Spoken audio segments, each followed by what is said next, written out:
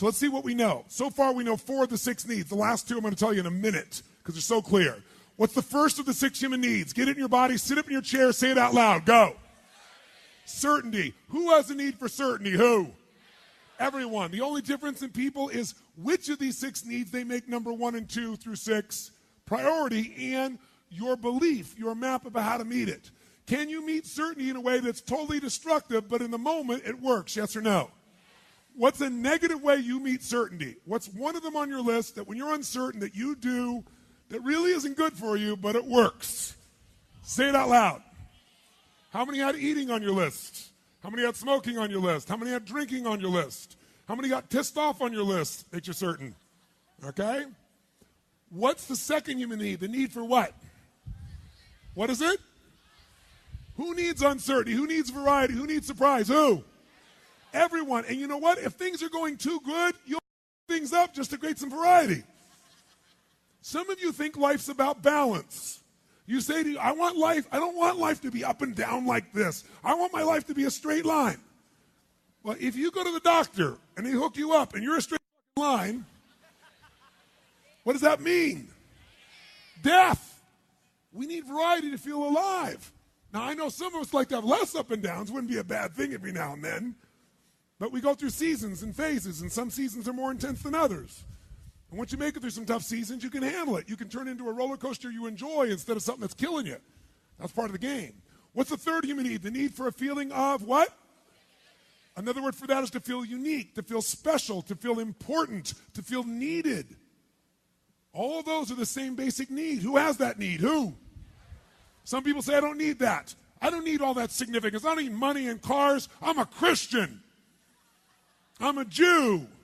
I'm a Muslim. Right? But the truth of the matter is, do some people use religion to be significant? Yes or no? And will people kill other people in order to feel significant? Yes or no? All in the name of whatever they want to make up based on their blueprint. What's the fourth human need? We all need connection and what? Who needs it? How can you get it? Unlimited ways. Most common way that takes the least amount of risk, have a big problem. Because if you get up and you go, I have this problem and I do these things and this and that, and people don't connect with you, you can go, they don't understand that you can connect with yourself. Feeling sorry for yourself is the most common way people get connection. Because when you feel sorry for yourself, usually you take care of everybody else, but now, even though it feels bad, at least you're feeling for yourself. And it's such an addiction. Because it's certain you know it works, right? Because you know it. And it's connecting with yourself, and if you have a big problem, it's significant as hell. Guess what? Now you're totally addicted to your problem. It's not that your problem isn't real, it's that you're not going to change your problem. Because you don't understand what I've been through. And it would be true they don't understand it. But the reason you stay with the problem is it meets your needs. Listen to me. If you got a problem that you're smart enough to know how to change or deal with, and you're not, it's because you're meeting your needs with your problem. Not in a good way, but in a way. How many follow this? Say I. And all it takes for you to be addicted is for your brain to link up that behaving that way, thinking that way, or having that problem meets at least how many? 3 of those needs, and you're going to be addicted. Only way you're going to get out of it is get addicted to something better. Something that's good for you, good for others long term. Then you deserve to have your needs met. You just want to meet them in a better quality way. That's all. Make sense? Now, those first 4 needs, I call the needs of the personality.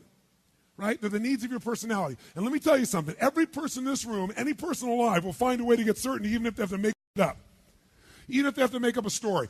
Every person in this room will find a way to get variety. Every person will find a way to be significant. If they can't do it any other way, they'll get significant at some game. Or they'll get significant at writing things to tear other people down on the web, and they can do it instantly. Or they'll get significance by being in a position where they tear somebody else down and talk about how they are.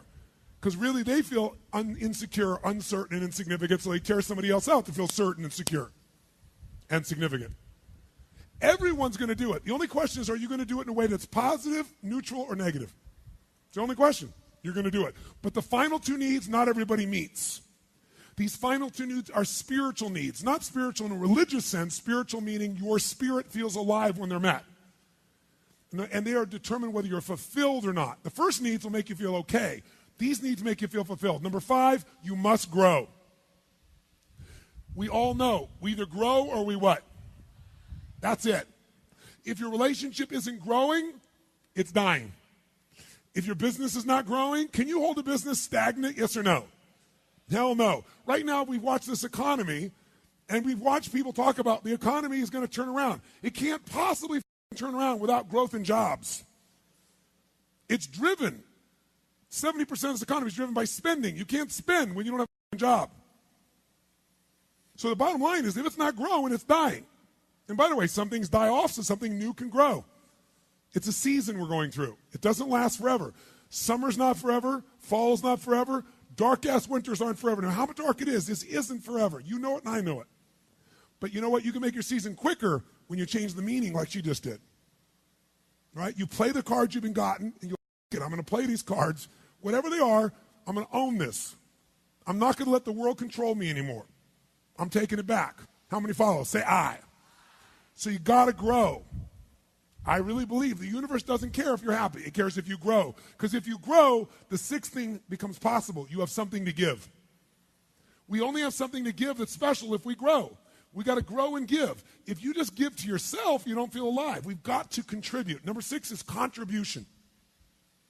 You've got to contribute beyond yourself to feel like your life is meaningful. Life's not just me, it's about we, and we know it. The first thing that happens when you're excited about something, you're real excited. How many of you think of someone when you're excited about who you want to share it with right away? How many got something like this in your life? Say I. Why do you want to share it? Because by sharing it, you're contributing something. You're sharing something. It grows. Some people, whenever they've got a problem, they want to share it too. But it's the way to make this connection. So these are the 6 needs. So now watch. Remember I said there were 2 differences in people. We have the same 6 needs. So here's a fireman on 9/11 who's going to run up into that World War, or up into, I should say, the World Trade Building, and he knows he's going to die. Were there some men and women that knew they were going to die, sent people down, kept going up to save other people? Yes or no? Why? Why would a person be willing to give their life for a stranger?